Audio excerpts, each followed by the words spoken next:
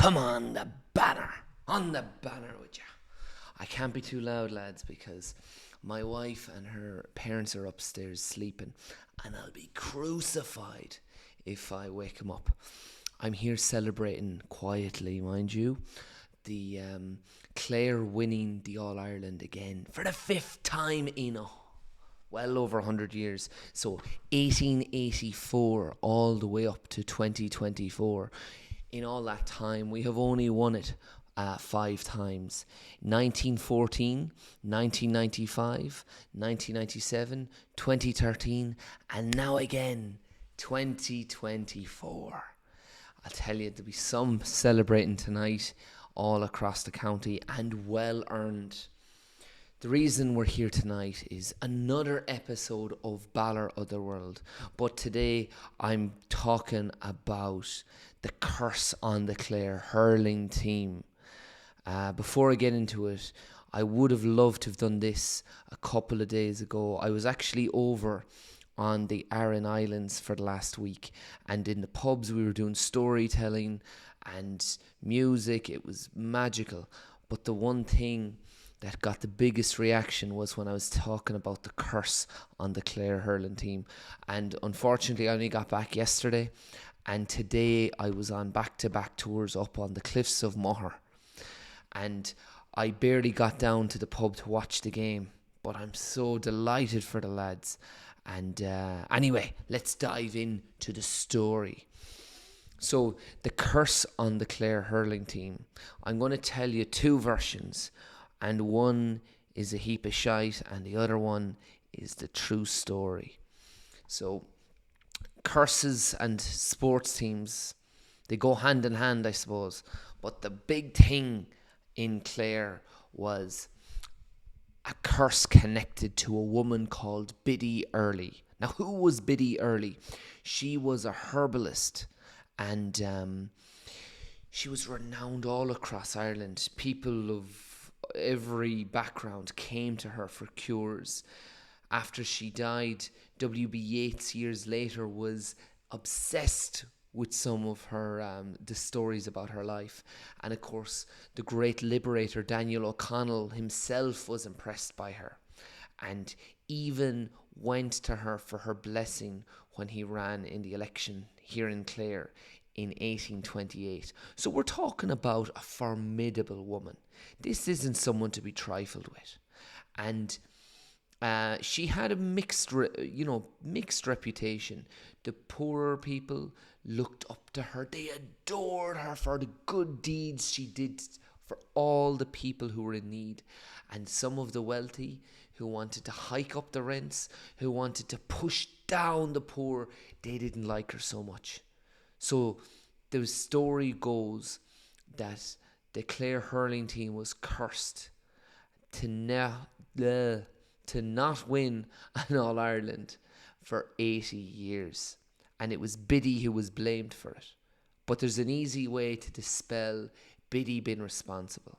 And I think it's important we do dispel that rumour, because I do storytelling for a job, for a profession.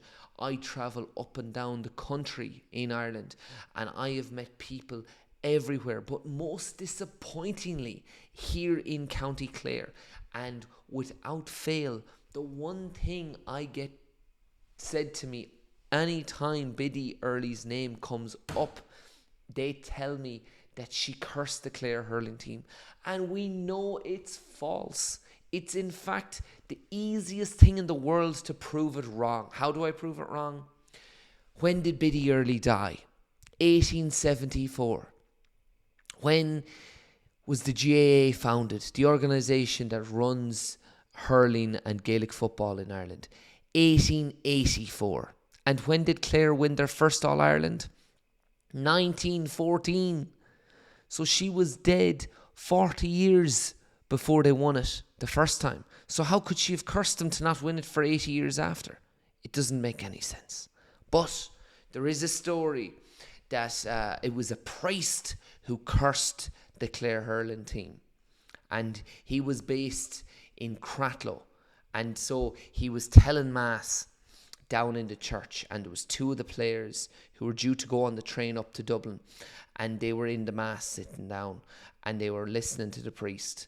And the priest, to be honest with you, he was like myself. He could go on and on. He never knew when to shut up. He'd make a 1 hour mass into a 2.5 hour mass. So there was a train going from place to place, picking up all the players in County Clare. And the last stop was just outside Cratloe. And the two lads sitting there, well, it was a steam train, so they could hear it. And the train, it was coming round the bend. And as it was coming, the lads knew they were going to miss it. They knew, Jesus, this priest, he'll never be done. We'll miss the game, and God knows the team might not pull it off. So they decided to slip out of the mass early. Big mistake, because, as we know, the priests in Ireland, they're not to be trifled with. Now, they thought they'd get away with it. They thought they'd be able to sneak out quiet and undetected. However, this is when priests, before the Second Vatican Council, when priests had their back to the congregation, they only turned around for communion. And didn't the priest turn around to see the two lads disappearing out the front door? And he says, stop! They did not stop. They kept going. And when he saw them ignore him, the priest said to them, you might win today, lads, but for 80 years, Clare won't win an All-Ireland. And that proved true, because, of course, we didn't win again until 1995, when the curse was finally broken. And don't let anyone tell you that it was a poor old innocent woman who did nothing but heal and care for people and lift the curses of the fairies. Never let that be said, because we know now, don't we, that it was a priest in Cratloe who put the old curse on the team. So, listen, guys, it's late. I'm on tour again tomorrow. I'm up the cliffs again, and I better get some hours of sleep before then. We're thrilled. We're absolutely thrilled with the victory, and we're going to look forward to a few more years of great hurling success here in County Clare. And lads, if you haven't seen the game, or if you haven't seen any games of hurling, I urge you to go check them out, because there's something electric, there's something very pure and very innocent about the game of hurling. And listen, if you're interested, I'm going to do a little plug at the end. I have a Patreon, and I have a short film I made about Biddy Early. It's about 21 minutes long, and all the support helps me make more content. You'll see I'm just filming today in my kitchen. I'm going to be shooting from the hip with a few kind of podcast style videos for the next while. I want to get into the editing. I want to get into the other bits and pieces. But for now, it's going to have to be raw footage, because I'm a one-man band, and I'm doing tours, and I'm doing storytelling, and I'm doing presentations, and I'm trying to make films. And that's just to put bread on the table. You know, I have big plans for the channel, big plans for the brand, but like I say, time and energy, it's having to be kind of split between so many different things. But if there's a bit more support financially coming into the channel, I'm going to put that money right back in to getting the content to where it deserves to be, because the stories in Ireland, they're fascinating, be they about music, sport, dancing, folklore, heritage, history.